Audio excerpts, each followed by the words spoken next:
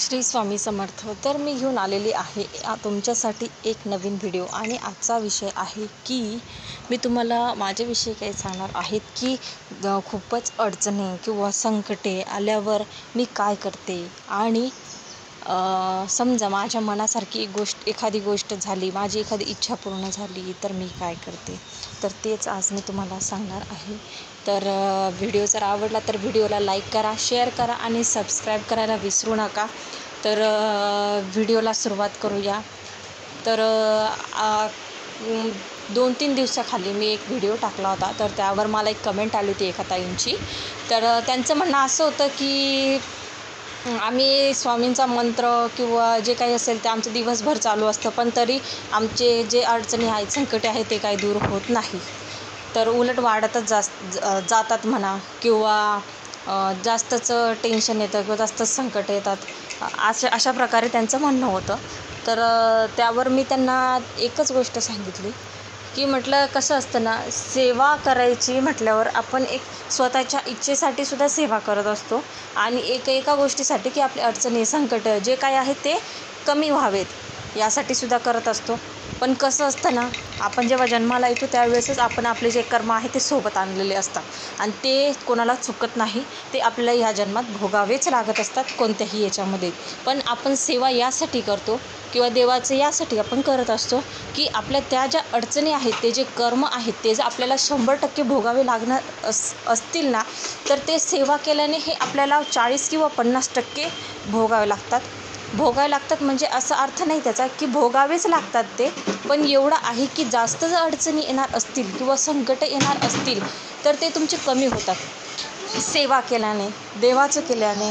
किंवा म्हणून कर्म कोणाला चुकले नाही, भोग कोणाला चुकले नाही, ते सगळ्यांना भोगावे लागणारच आहेत, पण एवढं आहे की ते आपण कमी कसे करू शकतो हे आपण स्वतः बघायचं की आपण काय केल्याने आपले जे भोग आहेत किंवा अडचणी पुढे येणार आहेत ते कमी होतील म्हणून।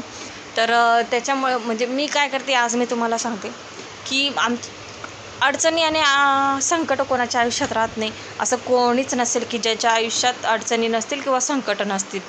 गरीब जरी असेल तरी त्याच्या आयुष्यात अडचणी आणि संकट येणारच आहेत।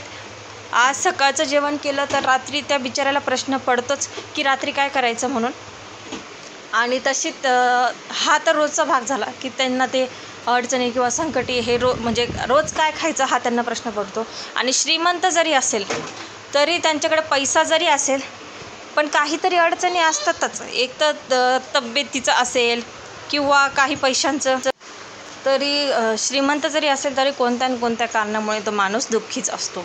त्याच्यामुळे अडचणी, संकटे हे प्रत्येकाच्या आयुष्यात येत असतात, पण कसं असतं ना, ते आपल्या हातात असतं थोडंफार की आपण काय केल्याने ते कमी होतील म्हणून सेवा करायला पाहिजे।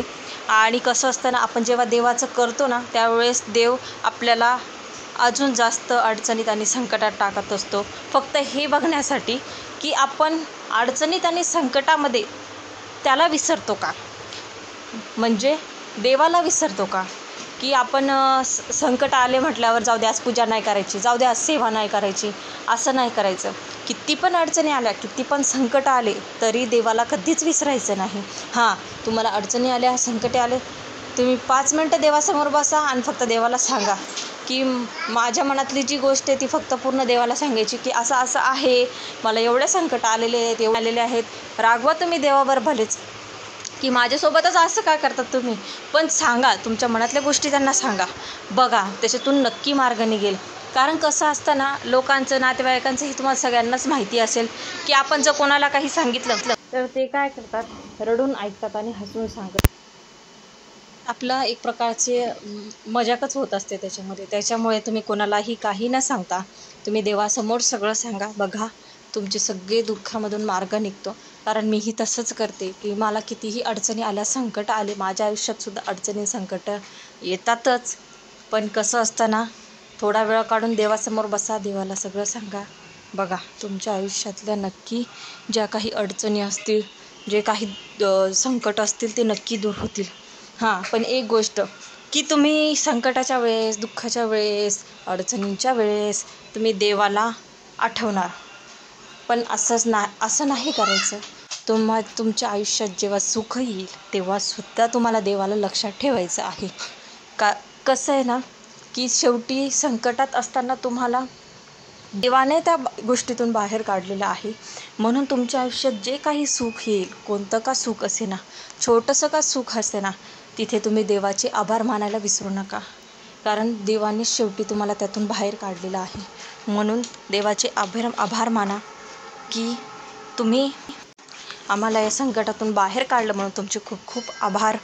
तर अशाच आमच्या आयुष्यात चांगल्या गोष्टी घडू द्या अशी प्रार्थना करायची देवासमोर.